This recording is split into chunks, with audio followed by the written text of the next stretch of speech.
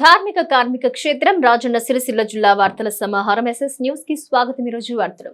రైతులు అధైర్యపడాల్సిన అవసరం లేదు. ధాన్యం చివరి గింజ వరకు ప్రభుత్వం కొనుగోలు చేయడం జరుగుతుందని బోంపల్లి రాఘవరెడ్డి అన్నారు. గత కొన్ని రోజులుగా అకాల వర్షాలు కురుస్తున్న నేపథ్యంలో వడ్లు కొనుగోలు కేంద్రాల్లో ఉండడం వల్ల వడ్ల గింజలు తడవకుండా రైతులు తమ కళ్లాల వద్ద అలాగే కొనుగోలు కేంద్రాల్లో తప్పకుండా కవర్లు కప్పి ఉంచాలని, రైతులు జాగ్రత్త పడాలని, తమ చివరి గింజ వరకు కూడా ప్రభుత్వం కొనుగోలు చేస్తుందని, మీకు అండగా ఉంటుందని, మీకు నష్టం రాకుండా చూసేదే కాంగ్రెస్ ప్రభుత్వం అని ముఖ్యంగా రైతు సోదరులకు చెప్పేది ఒకటే. రైతు భరోసా కూడా కొన్ని రోజుల క్రితం పడడం జరిగిందని, బీఆర్ఎస్ ప్రభుత్వంలో ఉన్నప్పుడు రైతు భరోసా ఇవ్వడం జరిగిందని, ఈ ప్రభుత్వం ఇవ్వడం లేదని కొంతమంది మాటలు నమ్మొద్దని, 6 నెలలు ప్రభుత్వం ఏర్పడినప్పటి నుంచి ప్రజలు రైతులు గమనించాలని, మొన్ననే రైతులకు రైతు భరోసా కూడా కాంగ్రెస్ ప్రభుత్వం ఇవ్వడం జరిగింది. దీంతో పాటు ఒక్కొక్కటి అమలు చేయడం జరుగుతుందని ముఖ్యమంత్రి రేవంత్ రెడ్డి గారు చెప్పిన విధంగా 2 లక్షల రుణమాఫీ కూడా ఆగస్టు 15న చేయడం జరుగుతుందని, ఏ ప్రభుత్వమైనా వచ్చిన 2 నెలల్లోనే అన్ని పనులు చేయడం సాధ్యం కాదు. ఎలక్షన్ కోడ్ వచ్చే నెల 4వ తేదీన ముగుస్తుంది కాబట్టి కోడ్ అయిపోగానే ప్రతి గ్రామాన ఉన్న ఇల్లు లేని నిరుపేదలకు ఇల్లు శాంక్షన్ చేయడం జరుగుతుందని, ప్రజలు అసత్య ప్రచారాలు నమ్మకండి. మీకు న్యాయం చేసే పార్టీ కాంగ్రెస్ పార్టీ అని, మీకు ఇచ్చిన అన్ని గ్యారంటీలు అమలు చేయడం జరుగుతుందని ఇల్లంతకుంట మండల కాంగ్రెస్ పార్టీ అధ్యక్షులు భూంపల్లి రాఘవరెడ్డి అన్నారు. ఉచిత బస్సు సౌకర్యాన్ని కల్పించింది, 500కే సిలిండరు, 200 యూనిట్ల విద్యుత్తు, ప్రతి ఒక్కటి చెప్పినట్టు అమలు చేసుకుంటూ పోతుంది. ఏ ప్రభుత్వానికైనా 2 నెలల్లోనే అన్ని చేయడం సాధ్యం కాదు. అలాగే మన రేవంత్ రెడ్డి గారు ముఖ్యంగా చెప్పారు, ఆగస్టు 15 నాడు 2 లక్షల రుణమాఫీ అనేది తప్పకుండా జరుగుతుంది. అలాగే ఇంకొక ముఖ్య విషయం ఏంటంటే, వచ్చే నెలనే మనకు ఎలక్షన్ కోడ్ అయిపోతుంది 4 తర్వాత. అప్పటి నుంచి ప్రతి గ్రామాన పేదలు, ఇప్పటి వరకైతే ఇండ్లు లేని నిరుపేదలు ఎవరైతే ఉన్నారో ప్రతి ఒక్కరికి కూడా ఇల్లు శాంక్షన్ అనేది తప్పకుండా వస్తుంది. ఎవ్వరు చెప్పుడు మాటలు నమ్మకండి. కాంగ్రెస్ ప్రభుత్వం పేదలకు అండగా ఉన్న ప్రభుత్వం, ఎప్పటికీ కూడా పేదవారి గురించి ఆలోచిస్తుంది. పెన్షన్లు కూడా ఇంకా రావట్లేదు, కొత్త అని అంటున్నారు. పెన్షన్లు కూడా అతి త్వరలోనే పెన్షన్ కూడా అందరికీ శాంక్షన్ అవుతాయి, లేని వారికి పెన్షన్లు వస్తాయి. ప్రతి ఒక్కటి కూడా చెప్పిన మాటను జవదాటకుండా అడుగు ముందుకే వేస్తుంది కాంగ్రెస్ ప్రభుత్వం, కానీ అబద్ధాల ప్రభుత్వం కాదు.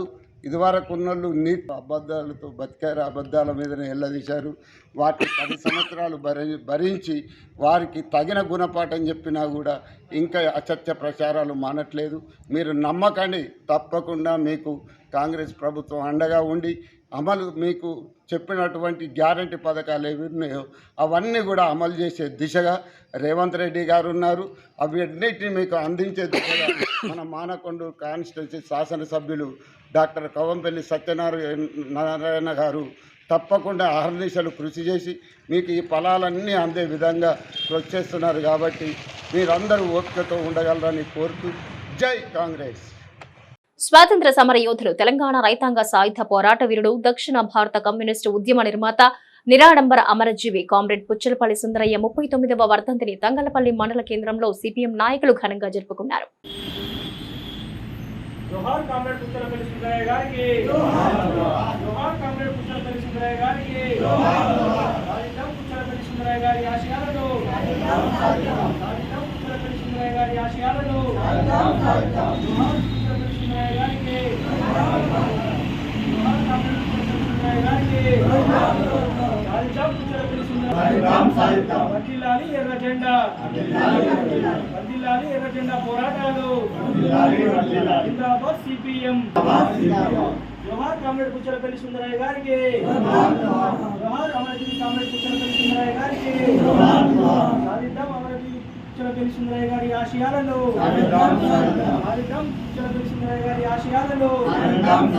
జిందాబాద్ సిఐటియు, జిందాబాద్ సిపిఎం.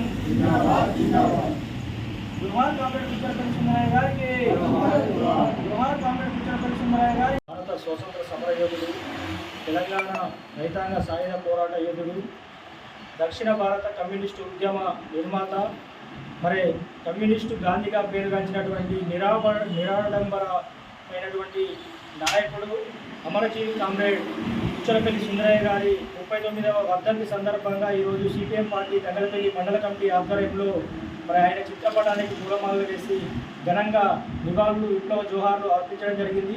మరి కామ్రేడ్ కుచ్చలపల్లి సుందరయ్య గారు 1913 మే 1న మరి నెల్లూరు జిల్లా అలగానిపాడు గ్రామంలో మరి భూస్వామ్య కుటుంబంలో జన్మించారు. ఆయన మన చిన్ననాటి నుండే మరి పేద ప్రజల పక్షాన, మరి బడుగు బలహీన వర్గాల పక్షాన, కుల వివక్షతకు వ్యతిరేకంగా, అంటరానితనం, అసమానతకు వ్యతిరేకంగా పోరాడినటువంటి నాయకుడు.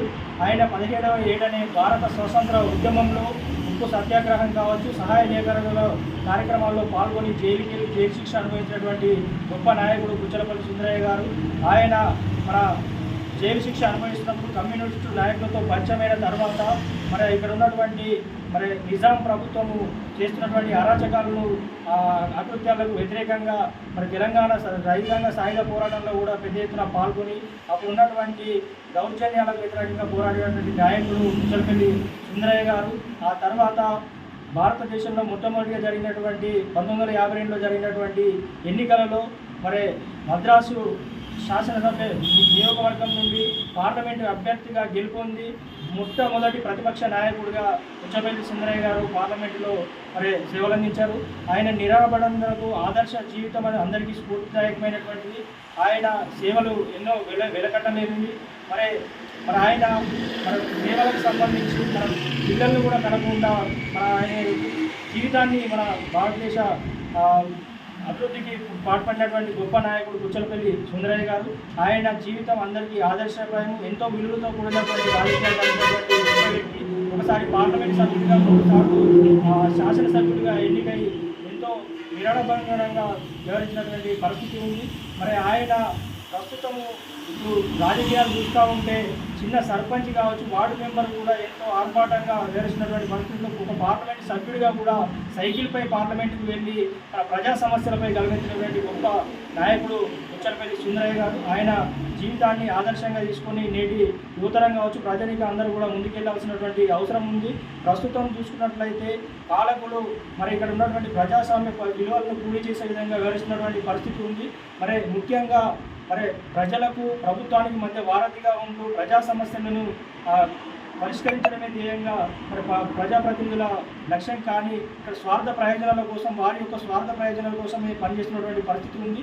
రాబోయే రోజుల్లో మరి ఆయన ఆశయాలను ముందుకు తీసుకెళ్లే విధంగా, ఆయన విలువతో కూడినటువంటి రాజకీయాలు చేసే విధంగా, మరి స్వార్థ ప్రయోజనాలు కాకుండా సమాజ సేవయే ధ్యేయంగా ముందుకు వెళ్లే విధంగా ప్రజలందరూ కూడా అలాంటి నాయకులను ఎన్నుకోవడమే ఆయనకు ఇచ్చే నివాళులని చెప్పి తెలియజేస్తూ మరొకసారి మరి కామ్రేడ్ కుచ్చలపల్లి సుందరయ్య గారి 39వ వర్ధంతి సందర్భంగా ఆయనకు సిపిఎం పార్టీ దంగలపల్లి మండల కమిటీ పక్షాన విప్లవ జోహార్లు అర్పించడం జరుగుతుంది. బదనకల్ జెడ్పీహెచ్ఎస్ 10వ తరగతి 2006-7 బ్యాచ్ విద్యార్థులు కలిసి చదువుకున్న విద్యార్థులు 18 సంవత్సరాల తరువాత ఆదివారం ఒకచోట కలుసుకున్నారు. ఎన్ని సంవత్సరాల తర్వాత నాటి స్నేహితుల్ని కలుసుకుని ఆత్మీయ సమ్మేళనం ఘనంగా జరుపుకున్నారు. రాజన్న సిరిసిల్ల జిల్లా ముస్తాబాద్ మండలం బదనకల్ జిల్లా పరిషత్ ఉన్నత పాఠశాల 2006-7 10వ తరగతి బ్యాచ్ విద్యార్థులు కలిసి చదువుకున్న విద్యార్థులు 18 సంవత్సరాల తర్వాత ఆదివారం ఒకచోట కలుసుకున్నారు.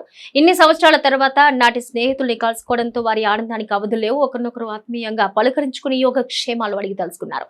అప్పటి ఉపాధ్యాయులు లక్కిరెడ్డి రాజేశ్వరరెడ్డి మాట్లాడుతూ 18 సంవత్సరాల తర్వాత తమను పిలిచి ఇంతటి తీపి జ్ఞాపకాల్ని ఆస్వాదించేలా చేయడం, ప్రతి విద్యార్థి ఉన్నత స్థానంలో ఉండడం చాలా సంతోషంగా ఉందన్నారు. ఈ సందర్భంగా తమకు పాఠాలు బోధించి విద్యాబుద్ధులు నేర్పిన గురువులను శాలువాలు మెమంటోలతో ఘనంగా సన్మానించారు. పాఠశాలలో చదివిన నాటి మధుర స్మృతులను నెమరు వేసుకున్నారు. అనంతరం గ్రూప్ ఫోటోలు దిగి సామూహిక భోజనాలు చేశారు. ఈ కార్యక్రమంలో ప్రధానోపాధ్యాయులు లక్కిరెడ్డి రాజేశ్వరరెడ్డి, రాజు బహదూర్, విద్యార్థులు గొడుగుల రాజు, బిల్లం హరీష్, పల్నాటి శేఖర్, బట్టు పరశురాములు, ఎలగొందుల ప్రసాద్, గుడ్ల సునీత, తుపాకుల శిరీష, కుర్ర లావణ్య, ఎనగొందుల ఎల్ఎస్ కుమార్, మహమ్మద్ అలావుద్దీన్, వేముల నరేందర్, భరత్ చంద్ర, లాతా, మాలతి, ఝాన్సీ, మమత, అంజలి, షబానా, స్వప్న, సౌజన్య, విద్యార్థులు తదితరులు పాల్గొన్నారు.